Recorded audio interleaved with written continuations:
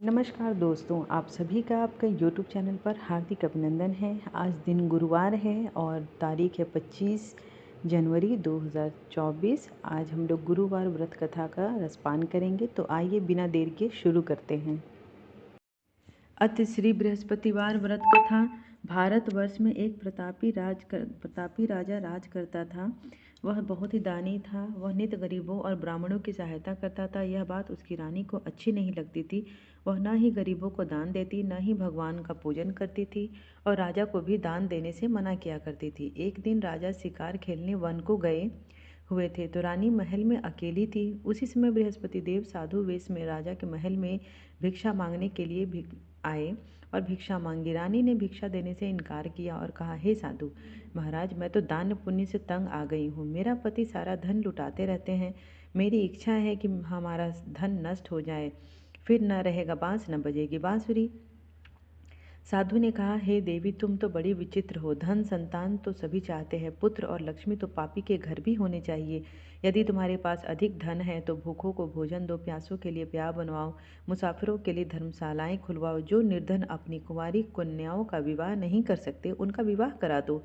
ऐसे और कई काम हैं जिनके करने से तुम्हारा यश लोक परलोक में फैलेगा। परंतु रानी पर उपदेश का कोई प्रभाव न पड़ा। वह बोली, महाराज, आप मुझे कुछ न समझाएं। मैं ऐसा धन नहीं चाहती जो हर जगह बांटती फिरूं।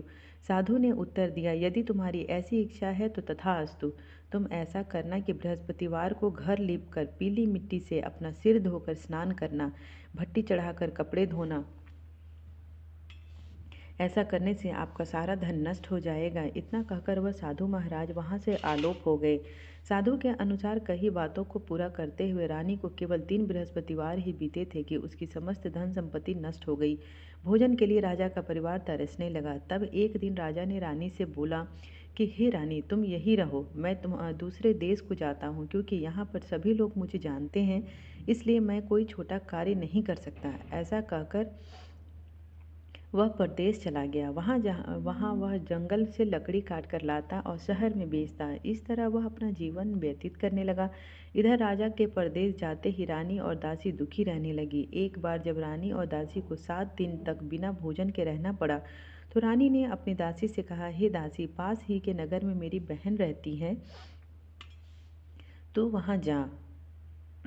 वह बड़ी धनवान है, तो उसके पास जा और कुछ ले आ, ताकि थोड़ी बहुत गुजर बसर हो जाए। दासी रानी के बहन के पास गई। उस दिन गुरुवार था और रानी की बहन उस समय बृहस्पतिवार व्रत की कथा सुन रही थी। दासी ने रानी के कहने पर बहन को अपनी रानी का संदेश दिया, लेकिन रानी की बड़ी बहन ने कोई उत्तर नहीं दिया। जब दासी को रानी की बहन से कोई उत्तर नहीं मिला, तो वह बहुत दुखी हुई और उसे क्रोध भी आया। दासी ने वापस आकर रानी को सारी बात बताकर सुनाकर रानी से अपने भाग्य को कोसा।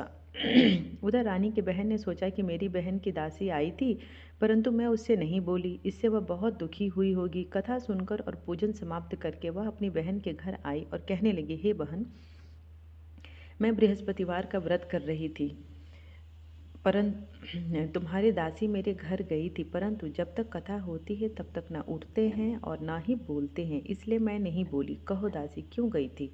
रानी बोली, बहन, तुमसे मैं क्या छिपाऊं, हमारे घर में खाना तक को अनाज नहीं था। ऐसा कहते कहते रानी की आंखें भर आई। उसने दासी समेत पिछले 7 दिनों से भूखे रहने की बात भी कही, अपनी बहन को विस्तार पूर्वक सुना दी। रानी की बहन बोली, देखो बहन, भगवान बृहस्पति देव सबकी मनोकामना को पूर्ण करते हैं। देखो, शायद तुम्हारे घर में अनाज रखा हो। पहले तो रानी को विश्वास नहीं हुआ, पर बहन के आग्रह करने पर उसने अपनी दासी को अंदर भेजा तो उसे सचमुच अनाज से भरा एक घड़ा मिल गया। यह देखकर दासी को बड़ी हैरानी हुई। दासी रानी से कहने लगी, हे रानी, जब हमको भोजन नहीं मिलता तो हम व्रत ही तो करते हैं, इसलिए क्यों ना इनसे व्रत और कथा की विधि पूछ ली जाए, ताकि हम भी व्रत कर सकें। तब रानी ने अपनी बहन से बृहस्पतिवार व्रत के बारे में पूछा। उसकी बहन ने बताया, बृहस्पतिवार के व्रत में चने की दाल और मुनक्का से विष्णु भगवान का केले की जड़ में पूजन करें तथा दीपक जलाएं, व्रत कथा सुने और पीला भोजन ही करें, इससे बृहस्पति देव प्रसन्न होते हैं। व्रत और पूजन विधि बताकर रानी की बहन अपने घर को लौट आई। 7 दिन के बाद जब गुरुवार आया तो रानी और दासी ने व्रत रखा और घुड़साल में जाकर चना और गुड़ लेकर आई। फिर उससे केले की जड़ तथा विष्णु भगवान का पूजन किया। अब पीला भोजन कहाँ से आए, इस बात को लेकर दोनों बहुत दुखी थे। चूंकि उन्होंने व्रत रखा था, इसलिए बृहस्पति देव उनसे प्रसन्न थे। इसलिए वे एक साधारण व्यक्ति का रूप धारण कर 2 थालों में सुंदर पीला भोजन दासी को दे गए। भोजन पाकर दासी प्रसन्न हो गई और रानी के साथ मिलकर भोजन ग्रहण किया। उसके बाद वे सभी गुरुवार को व्रत और पूजन करने लगे। बृहस्पति देव की कृपा से उनके पास फिर से धन संपत्ति आ गई, परंतु रानी फिर से पहले की तरह आलस्य करने लगी। तब दासी बोली, देखो रानी, तुम पहले भी इस प्रकार आलस्य करती थी। तुम्हें धन रखने में कष्ट होता था, इस कारण सभी धन नष्ट हो गया। और अब जब भगवान बृहस्पति की कृपा से धन मिला है तो तुम्हें फिर से आलस्य होता है। रानी को समझाते हुए दासी कहती हैं कि बड़ी मुसीबतों के बाद हमने यह धन पाया है, इसलिए हमें दान पुण्य करना चाहिए, भूखे मनुष्यों को भोजन कराना चाहिए और धन को शुभ कार्यों में खर्च करना चाहिए, जिससे तुम्हारे कुल का यश बढ़ेगा, स्वर्ग की प्राप्ति होगी और पितृ भी प्रसन्न होंगे। दासी की बात मानकर रानी अपना धन शुभ कार्यों में खर्च करने लगी, जिससे पूरे नगर में उसका यश फैलने लगा। एक दिन राजा दुखी होकर जंगल में एक पेड़ के नीचे आसन जमा कर बैठ गया। वह अपनी दशा को याद करके व्याकुल होने लगा। बृहस्पतिवार का दिन था। एकाएक उसने देखा कि निर्जन वन में एक साधु प्रकट हुए। वह साधु वेश में स्वयं बृहस्पति देवता ही थे। लकड़हारे के सामने आकर बोले, हे लकड़हारे, इस सुनसान जंगल में तुम किस चिंता में मग्न हो। लकड़हारे ने दोनों हाथ जोड़कर प्रणाम किया और उत्तर दिया, महात्मा जी, आप सब कुछ जानते हैं, मैं क्या कहूँ। यह कहकर रोने लगा और साधु को अपनी आत्मकथा सुनाई। महात्मा जी ने कहा, तुम्हारी स्त्री ने बृहस्पति के दिन बृहस्पति भगवान का निरादर किया था, जिसके कारण रुष्ट होकर उन्होंने तुम्हारी यह दशा कर दी। अब तुम चिंता मत करो, मेरे कहने पर चलो तो तुम्हारे सब कष्ट दूर हो जाएंगे और भगवान पहले से भी अधिक संपत्ति देंगे। तुम बृहस्पति के दिन कथा किया करो। 2 पैसे के चने मुनक्का लाकर उसका प्रसाद बनाओ और शुद्ध जल से लोटे में शक्कर मिलाकर अमृत तैयार करो। कथा के पश्चात अपने सारे परिवार और सुनने वाले में प्रेमियों में अमृत व प्रसाद बांटकर आप भी ग्रहण करो। ऐसा करने से भगवान तुम्हारी सब मनोकामनाएं पूर्ण करेंगे। साधु के ऐसे वचन सुनकर लकड़हारा बोला, हे प्रभु, मुझे लकड़ी बेचकर इतना पैसा नहीं मिलता जिससे भोजन के उपरांत कुछ बचा सकूं। मैंने रात्रि में अपनी स्त्री को व्याकुल देखा है। मेरे पास कुछ भी नहीं है जिससे मैं उसकी खबर तो मंगा सकूं।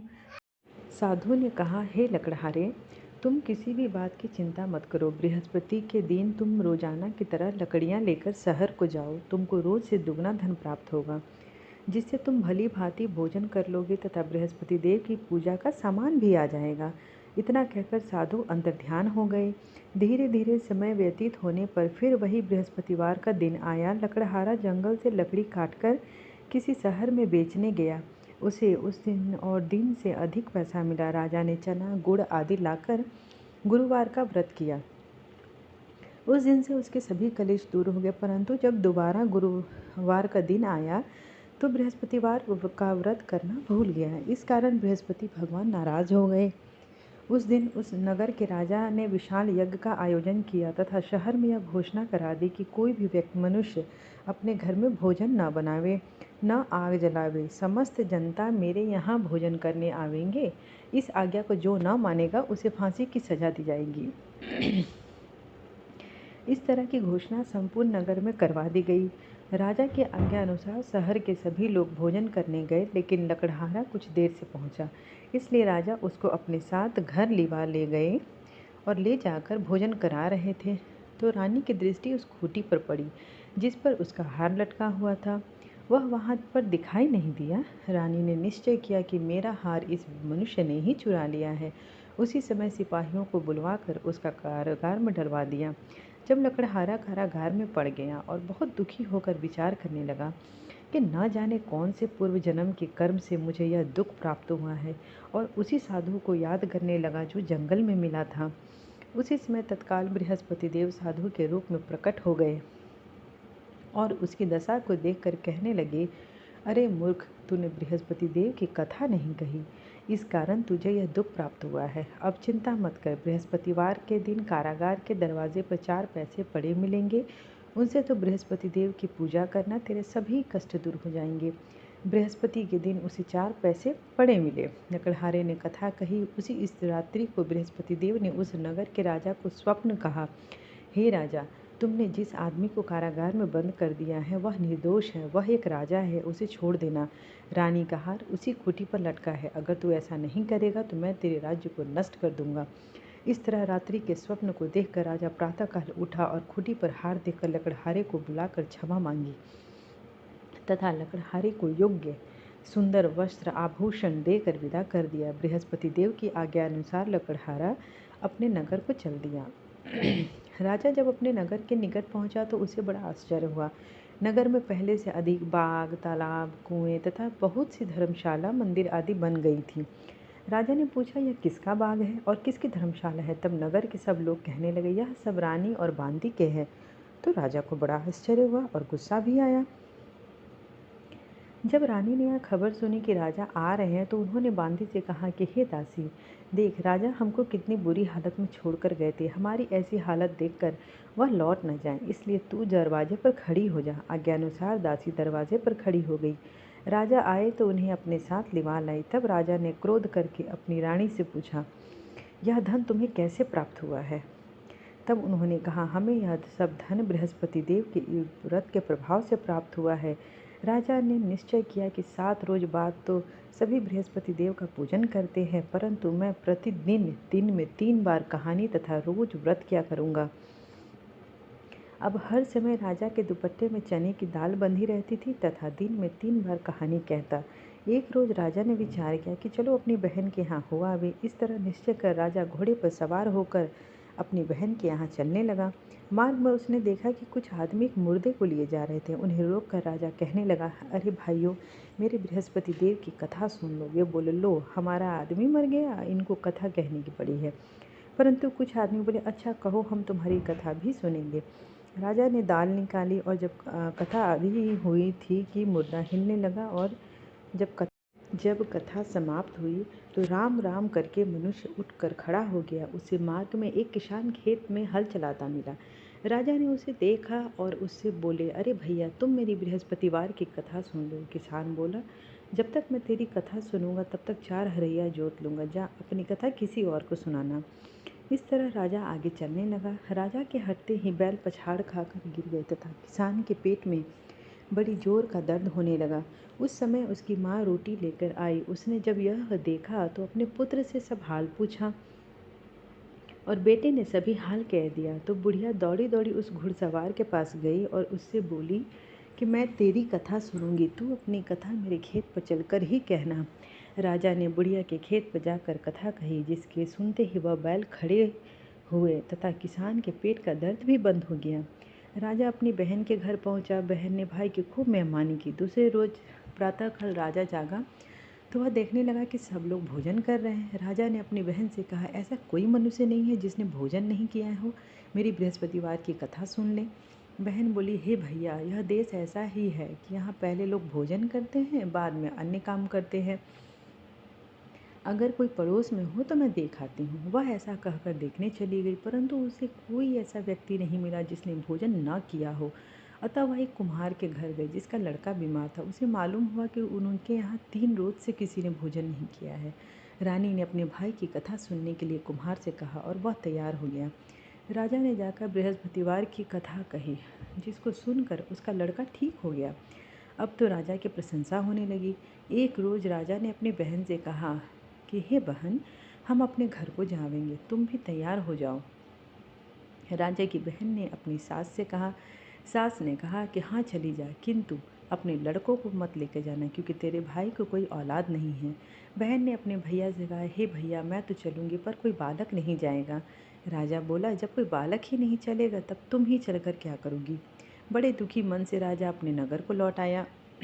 राजा ने अपनी रानी से कहा, हम निर्वंशी हैं, हमारा मुंह देखने का धर्म नहीं है और कुछ भोजन आदि नहीं किया। रानी बोली, हे प्रभु, बृहस्पति देव ने हमें सब कुछ दिया है, वह हमें औलाद भी अवश्य देंगे। उसी रात को बृहस्पति देव ने राजा से स्वप्न में कहा, हे राजा, उठ, सभी सोच को त्याग दे, तेरी रानी गर्भ से है। राजा की यह बात सुनकर बहुत खुशी हुई। 9वें महीने में उसके गर्भ से एक सुंदर पुत्र पैदा हुआ। तब राजा बोला, हे रानी, स्त्री बिना भोजन के रह सकती है पर बिना कहे नहीं रह सकती। जब मेरी बहन आवे तो तुम उससे कुछ मत कहना। रानी ने सुनकर हाँ कर दिया। जब राजा की बहन ने यह शुभ समाचार सुना तो वह बहुत खुश हुई तथा बधाई लेकर अपने भाई के यहाँ आई।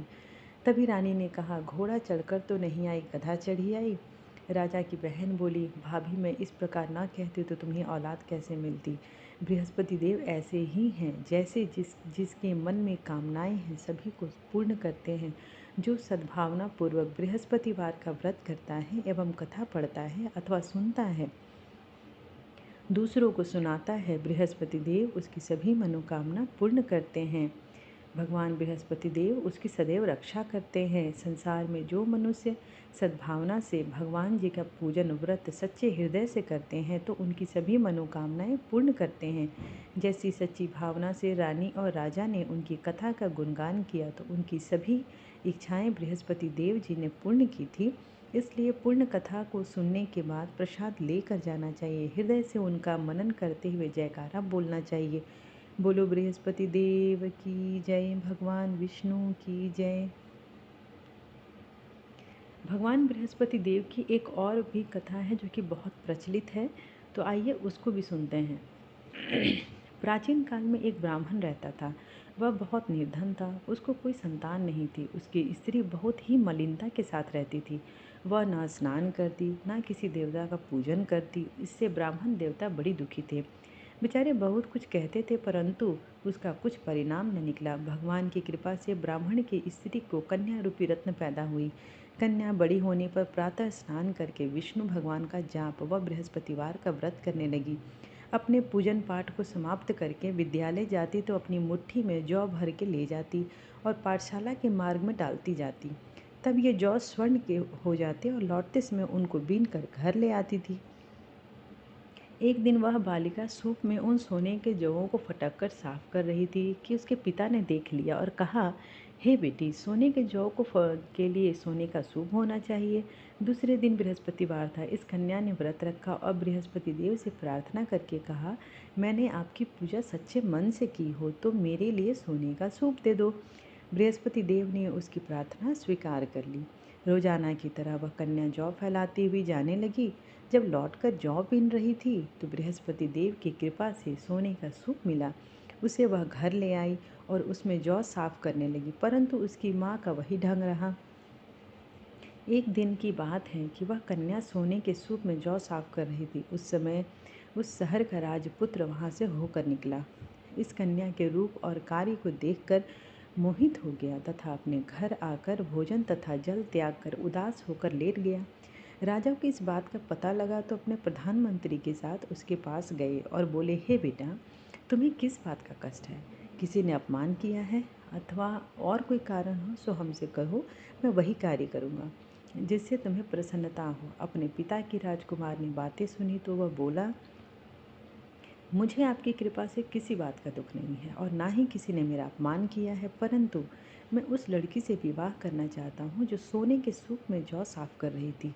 यह सुनकर राजा आश्चर्य में पड़ा और बोला, हे बेटा, इस तरह की कन्या का पता तुम ही लगाओ, मैं उसके साथ तेरा विवाह अवश्य ही करवा दूंगा। राजकुमार ने उस लड़की के घर का पता बतलाया। तब मंत्री उस लड़की के घर गए और ब्राह्मण देवता को सभी हाल बतलाया। ब्राह्मण देवता राजकुमार के साथ अपनी कन्या का विवाह करने के लिए तैयार हो गए तथा विधि विधान के अनुसार ब्राह्मण की कन्या का विवाह राजकुमार के साथ हो गया। कन्या के घर से जाते ही पहले की भांति उस ब्राह्मण देवता के घर में गरीबी का निवास हो गया। अब भोजन के लिए भी अन्न बड़ी मुश्किल से मिलता था। एक दिन दुखी होकर ब्राह्मण देवता अपनी पुत्री के पास गए। बेटी ने पिता को दुखी अवस्था को देखा और अपनी माँ का हाल पूछा। तब ब्राह्मण ने सभी हाल कहा। कन्या ने बहुत सा धन देकर अपने पिता को विदा कर दिया। इस तरह ब्राह्मण का कुछ समय तो सुखपूर्वक व्यतीत हुआ। कुछ दिन बाद फिर वही हाल हो गया। ब्राह्मण फिर अपनी कन्या के यहाँ गया और सारा हाल कहा तो लड़की बोली, हे पिताजी, आप माताजी को यहाँ लिवा लाओ, मैं उसे विधि बता दूंगी जिससे गरीबी दूर हो जाए। वह ब्राह्मण देवता अपनी स्त्री को साथ लेकर पहुँचे तो अपनी माँ को समझाने लगी, हे माँ, तुम प्रातः काल प्रथम स्नान आदि करके विष्णु भगवान का पूजन करो तो सब दरिद्रता दूर हो जाएगी। परंतु उसकी माँ ने एक भी बात नहीं मानी और प्रातःकाल उठकर अपनी पुत्री के बच्चों के जूठन को खा लिया। इससे उसकी पुत्री को बहुत ही गुस्सा आया और एक रात को कोठरी से सभी सामान निकाल दिया और अपनी माँ को उसमें बंद कर दिया। प्रातःकाल उसे निकाला तथा स्नान आदि करके पाठ करवाया तो उसकी माँ की बुद्धि ठीक हो गई और फिर प्रत्येक बृहस्पतिवार को वो व्रत करने लगी। इस व्रत के प्रभाव से उसके माँ बाप बहुत ही धनवान और पुत्रवान हो गए और बृहस्पति जी के प्रभाव से इस लोक के सुख को भोग कर स्वर्ग को प्राप्त हुआ। सब बोलो विष्णु भगवान की जय, बोलो बृहस्पति देव की जय। आइए अब हम सब मिलकर भगवान बृहस्पति देव की आरती करते हैं। ओम जय बृहस्पति देवा, जय बृहस्पति देवा, छिन छिन भोग लगाऊं कदली फल मेवा। ओम जय बृहस्पति देवा, तुम पूर्ण परमात्मा, तुम अंतर्यामी, जगत पिता जगदीश्वर, तुम सबके स्वामी। ओम जय बृहस्पति देवा, चरणामृत निज निर्मल, सब पातक हरता, सकल मनोरथ दायक, कृपा करो भरता। ओम जय बृहस्पति देवा, तन मन धन अर्पण कर, जो जन शरण पड़े, प्रभु प्रकट तब हो कर, आकर द्वार खड़े। ओम जय बृहस्पति देवा,